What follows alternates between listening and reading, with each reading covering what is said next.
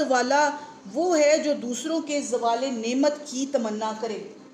حسد والا وہ ہے جو اللہ تعالیٰ نے کسی کو اگر نعمت دے ہی دی ہے، اس کا کوئی بھلا کر ہی دیا ہے، اس کو کوئی خوشی دے ہی دی ہے، اس کو کوئی راحت دے ہی دی ہے، چل روٹی دے دی، چل کھانا دے دیا، چل پانی پینے کو دے دیا، چل کوئی اس کو بھلا کر ہی دی ہے، ایسے لوگ ہوتے ہیں وہ کہتے ہیں ملا کیوں ہے، دیا کیوں ہے اللہ نے؟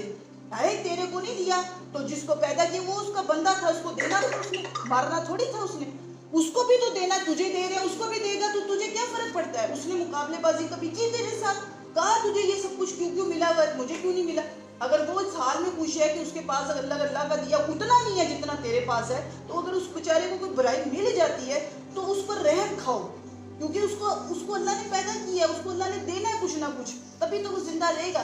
تو اس بیچارے کو چھوڑو، اس کی جان کو چھوڑو، اپنے آپ کو، اپنے اعمال کو بہتر کرو، اس لیے کہ حسد تم لوگوں کو آگ کی طرح خود ہی کھا رہا ہے۔ کسی کا کیا جاتا ہے، کسی کو کیا فرق پڑتا ہے؟ اگر تم حاسد بن کر اس کے سر پہ سانپ بن کے مسلط ہو جاؤ، اس کو ڈستے رہو، اس پر ظلم کرو، اس پر تکلیفیں دو، پھر تجھے کیوں ملا؟